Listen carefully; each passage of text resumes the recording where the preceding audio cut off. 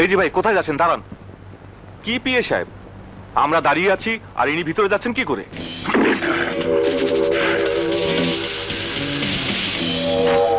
তুই জানিস আমি কে? তোর মতো চুনাপুটি নেতাকে যদি এখানে খুন করিও ফেলি, তাহলে কেউ আমার কিচ্ছু করতে পারবে না।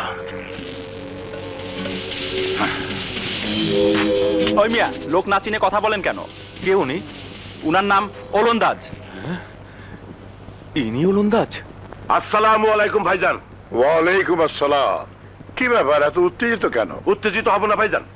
আপনি বলেন তো, আসার সময় আটকে বলে আমাকে আসতে দেবে না। কে আটকে ছিল? হয়তো হবে আপনার কর্মীদের কেউ। বাদ দেন সব কথা। এবার বলুন, ডেকেছেন কেন? গরিবের বন্ধু নেতা আনিসের নাম শুনেছো? নাম দিয়ে আমার দরকার নেই, কি করতে হবে তাই বলুন। আগামীকাল আনিস আর্ট কলেজের সামনে মিটিং কল করেছে। মিটিংটা ভেঙে দিতে হবে, টাকা যা লাগে আমি দেবো। আপনাকে নিয়ে একটাই সমস্যা, খালি টাকা টাকা করেন। আপনার কাজ কি টাকার জন্য করি নাকি? কাজ আপনার হয়ে যাবে। শুধু পরের বার ইলেকশনের সময় এই বান্দার দিকে একটু নজর রাখবেন। অবশ্যই।